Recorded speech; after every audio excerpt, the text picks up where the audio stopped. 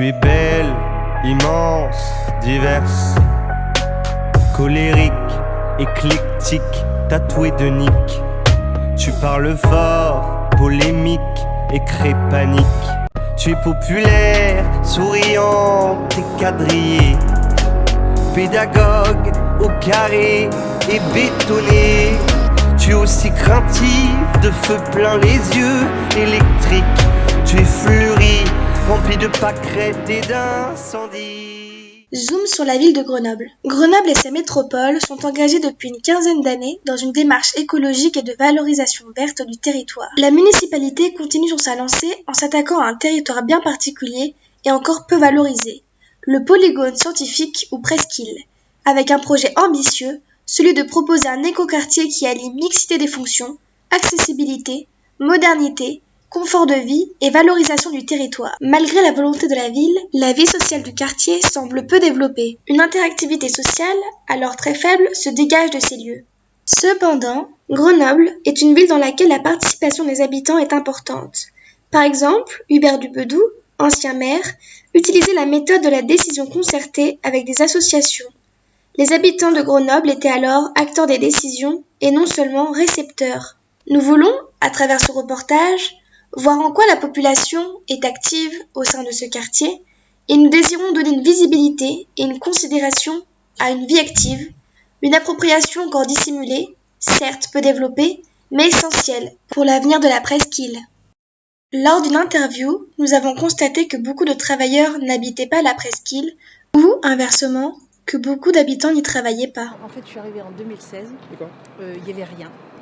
Même mon fils ne voulait pas habiter là, tellement il n'y avait personne. Et je lui ai dit que c'était un quartier en devenir et j'ai tout vu pousser. Donc je vois sortir les magasins, mais sinon je rentre du boulot et je repars. Je reste pas. Parce que je vais faire mes courses, j'ai ma carte d'abonné chez Paul, je vais à Carrefour City. Mais on ne peut pas dire que ce soit une activité de faire ses courses. Nous avons pu rencontrer une association, Un euro ne fait pas le printemps, qui est un collectif artistique travaillant sur la presqu'île. Le but de cette association est de créer du lien entre les habitants et les acteurs institutionnels et économiques du quartier qui est en pleine construction. L'association a comme projet d'implanter un ministère imaginaire afin de rencontrer les habitants, d'organiser des ateliers, de proposer des visites du quartier.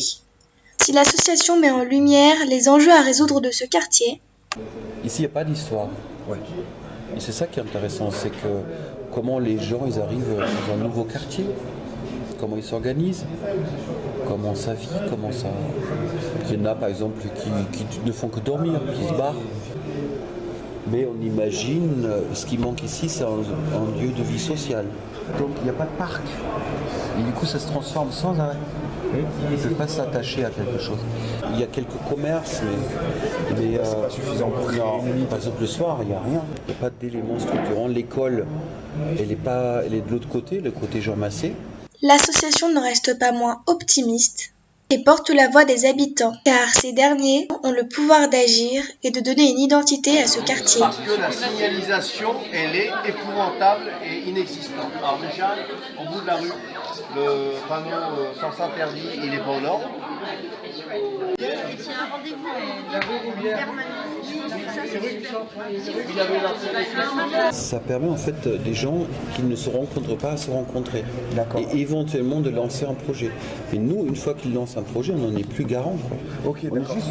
C'est comme si on met un peu d'huile au rouages, c'est tout. Présenter tous les projets. Il va falloir aller voter là-bas. Il faudra déjà aller présenter son projet et faire en sorte qu'il soit sélectionné.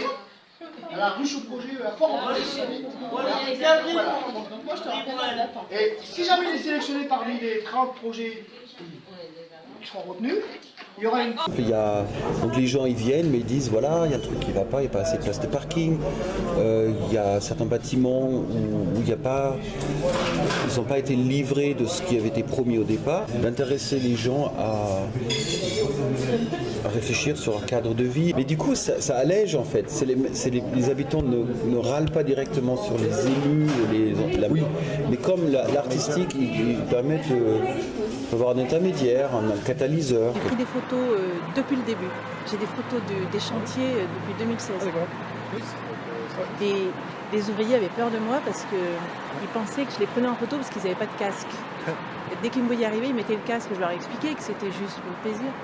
Ainsi, Ainsi, la population semble pouvoir et vouloir s'investir davantage dans la création et la continuité de ce nouveau quartier.